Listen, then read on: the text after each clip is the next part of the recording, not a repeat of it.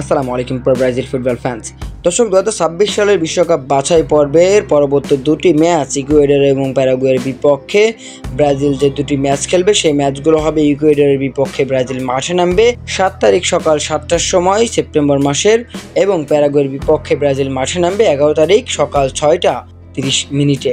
মূলত এই দুটি ম্যাচকে ঘিরে কিন্তু নানা আলোচনা সমালোচনা হচ্ছিল যে এই দুটো ম্যাচের আগে ডরিভাল জুনিয়র কেমন স্কোয়াড ঘোষণা করে। তো সেটাই আসলে ঘটেছে। ডরিভাল জুনিয়র কিন্তু তার স্কোয়াডটা ইতিমধ্যে দিয়েছে, আমরা কিছুক্ষণের মধ্যেই পেয়ে গিয়েছে। এখন আমি আপনাদেরকে এই স্কোয়াডটা সম্পূর্ণভাবে জানিয়ে দিচ্ছি।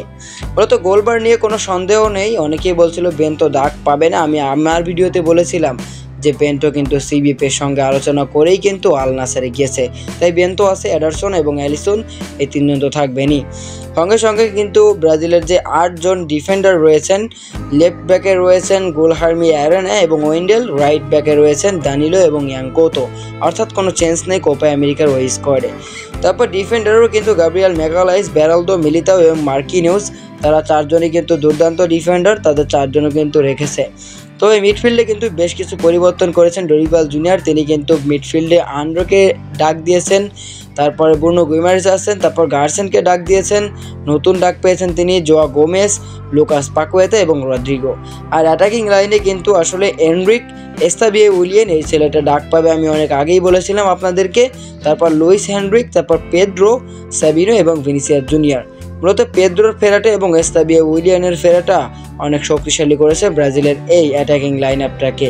যদিও ভিনিসিয়াস জুনিয়র খুব একটা ভালো ফর্মে নেই ব্রাজিল জাতীয় দলের ওই জার্সিতে, সেই জন্যই কিন্তু পেদ্রো এবং এস্তাবিও অনেক বড় একটা অস্ত্র হবে ডরিভাল জুনিয়রের জন্য। তবে যাই হোক, এই স্কোয়াডে কিন্তু Carlos Casemiro, Richarlison, Gabriel Jesus, Martinelli, রাফিনার মতো ফুটবলাররা ডাক পায়নি, তাই হয়তোবা অনেকেই মন খারাপ করতে পারেন। আসলে পরিস্থিতি মেনে নিতে হবে। ব্রাজিলের কোচ কিভাবে যে আসলে নিজের দলটাকে গোছাতে চাইতেছে এটা আসলে এখনও পর্যন্ত কিন্তু ক্লিয়ার করতে পারেননি তিনি নিজেও। তো সেজন্যই কিন্তু তিনি একের পর একভাবে স্কোয়াড ঘোষণা করে যাচ্ছেন। এরকম কি স্কোয়াড ঘোষণা করছে আপনি একটু জাস্ট আর কিছু বলার নাই।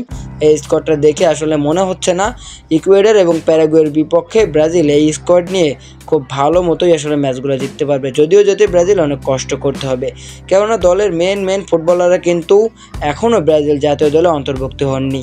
বিশেষ করে ক্যাসিমিরোর কথা বলছি আমি, রিচার্লিসনের কথা বলছি আমি, মার্টিনেলির কথা বলছি, রাফিনার কথা বলছি। আন্দ্রেস পেরেরা তো দুর্দান্ত ফুটবল খেলেছিল, তাকে কেন বাদ দেওয়া হলো?